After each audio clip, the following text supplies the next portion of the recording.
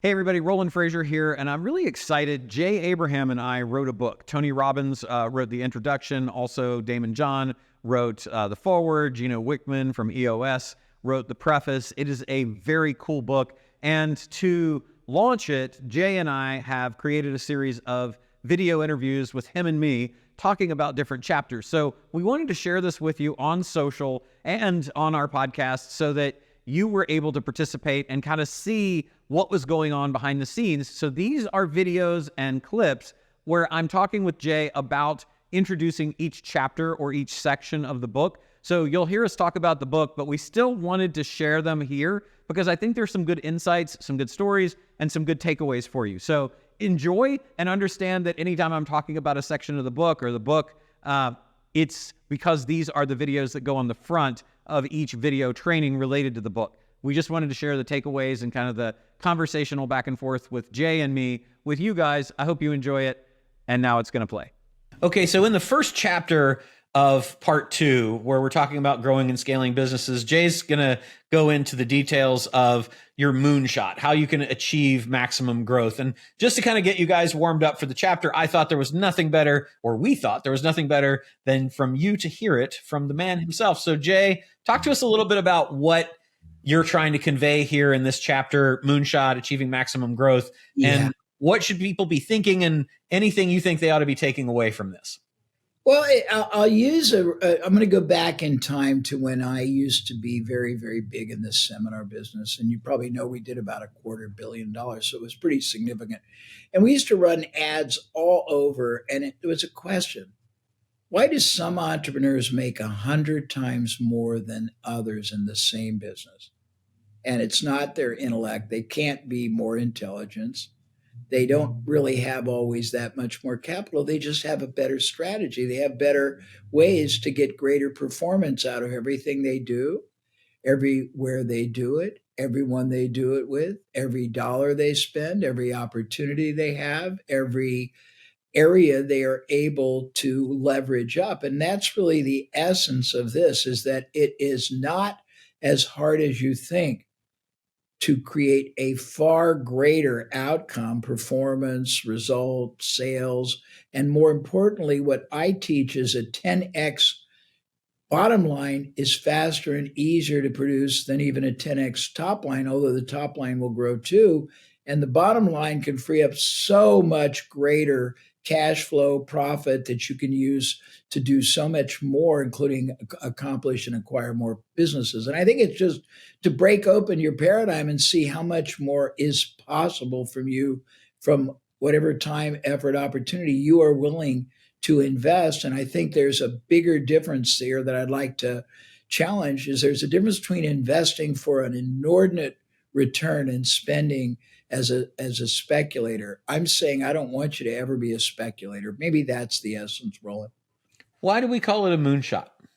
Well, because you can basically go over the top. I mean, there's a great quote from a famous marketing and advertising great. He said, if you set your sights on the moon and the stars, one thing is certain: you'll never end up with a handful of mud.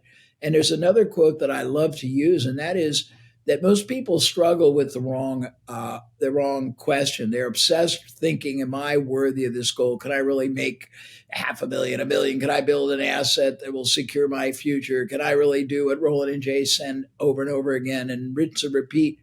He said, when you realize how much more is really possible from time, effort, opportunity, assets, market, all kinds of things, the real question is not, am I worthy of this goal? It's the opposite. Is this minimal goal worthy of what I'm capable of, what the opportunity? And I want to blow your brain wide open, and not just, I'm not about rah motivation and positivity, although people get excited. I'm introduced oftentimes, Roland, in an erroneous category. They said, "Oh, you're a motivator." And I say, no, not at all. But people get very motivated when they realize how much more they can accomplish for so much less. So it's an indirect motivation. I think that's sort of the integration of what I think that's supposed to really establish.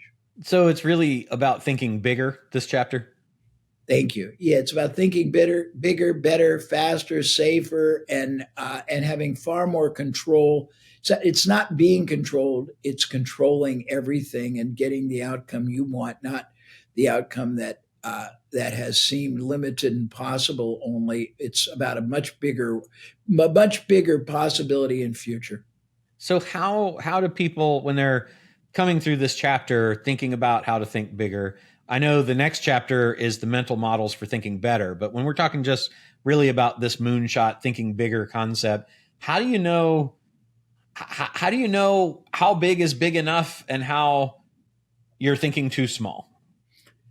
Uh, well, if you think about it, let's start with somebody who decides they want to work out, maybe lift weights, and they never have before. So they can start with 110 pounds and they've never done it.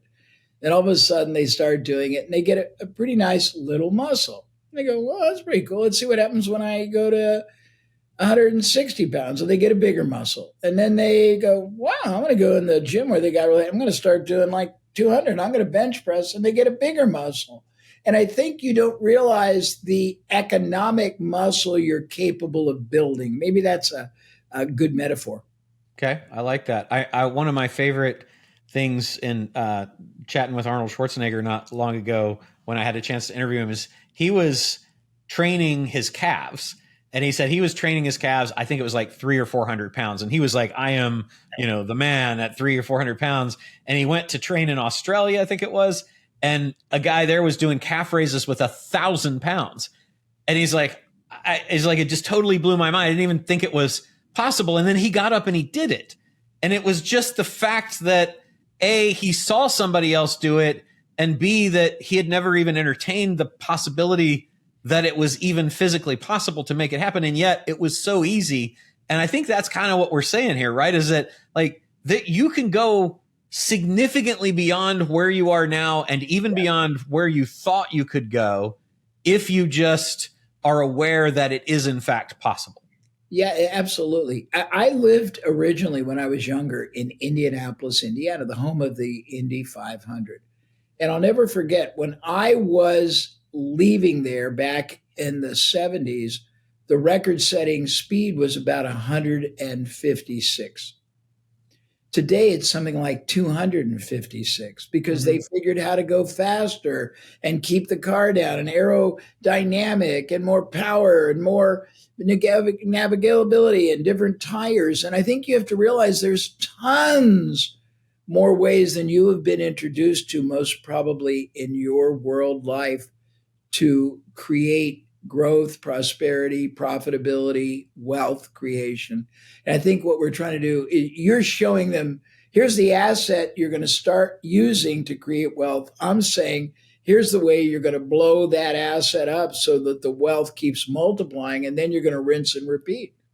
I think that's really cool. And I love what you were saying too, because I think it's just this awareness factor. Like there's two steps. There's one being the innovator, and then there's two being able to follow what the innovator has done because now you see it's possible. And we can go all the way back to Jesse Owens and say nobody thought they could break the 4 minute mile. And then after he did, tons of people did it. You got Yeah. Fosbury Flop with the change of how he's going to clear the high jump bar. He changes the whole pair. Nobody ever thought, well, what if you turned around backwards and went over that way? That's crazy. And then he does it, and now everybody does that. And you look at the models of social media and Facebook and Instagram and Uber and Airbnb, and all these guys created entirely new models of running businesses that allow them to build huge wealth and grow exponentially.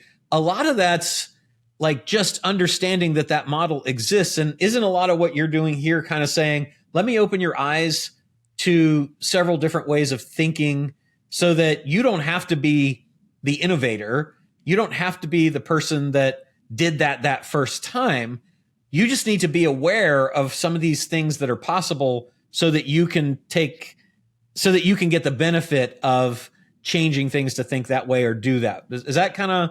Yeah, then that's very well articulated. Thank you for that. I think it's that just because you haven't been too exposed to it doesn't mean there aren't very, very powerful methodology that are not only existing but are totally available to you that that can produce, results outsized your even what your comprehension, and they're available to anybody. You don't have to be a big, billion-dollar corporation. I mean, my, and if you don't know it, I mean, Jesus, I have $50 billion of profit increases that are estimated, not revenue, and some of them, some very well-known people and companies have used the same basic methodology that we have torqued down and distilled, and we're sharing in this section. And they work for them just as well as a torqued down version will work for you. And you can do it as big as they do too. I remember reading something and it said, are we saying that you're only going to do this? No, we're saying that it's been used to drive billions, but it can also be used to drive millions or hundreds of thousands. You start where you're comfortable and you just go as high as you want, and the sky really is the limit. That's probably the message.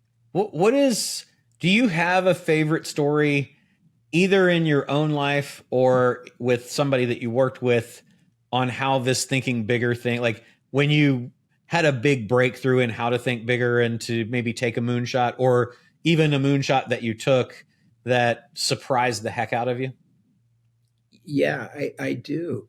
I mean, I got many, but the first one was when I was young and I did Icy Hot when nobody knew what it was. And the guy that owned the product said, I believe we can get every radio station, television station, magazine, and newspaper out there to want to run ads for us free and only get paid for the results. And I had been in the radio business and everything was paid. And I go, I don't think that'll happen. He goes, I'm going to prove to you it can happen. I'm going to find somebody that's doing it just to prove that it's out there. And he did. And he made them introduce themselves to me, and he made them show me exactly how I was doing. And I was shocked. And then he had them show me how I could do it. And we did. And all of a sudden, we had $150 million of advertising free. And we went from 20,000 to back then 500,000 repeat buyers in a year, and sold it for $60 million when that was about probably 500 million today. And I thought, man, I've been really, really limiting my sense of possibility. And that was a breakthrough for me. So what we really want for you guys as you're going through this chapter is to think about how can you think bigger, and think about some of the processes that are described and some of the things that we talk about as far as case studies and business models, how you can think bigger too. Jay, what do you want to leave people with as they start in this chapter that's going to really get them to stick with it and get to the finish of it? I think the most important thing that they should learn from both you and I, but definitely in this chapter, is that there's nothing we are sharing that is theoretical. There's nothing we are sharing that hasn't been applied, not just once, but over and over again. There's nothing I am sharing, nothing you're sharing, we haven't done repetitively. And there's nothing we are sharing that you can't do yourself. And it's been presented to you in the simplest, most clear cut, step by step way. It's not abstract. It's not teasery. It's very clearly explained. We have many examples, and it's real, and it's real. And if you believe it's real, it will be real if you are willing to act upon it. But it's all been done. I love it. Okay, guys. So get into this part of the training. This is Moonshots, Achieving Maximum Growth. We'll see you in the next one.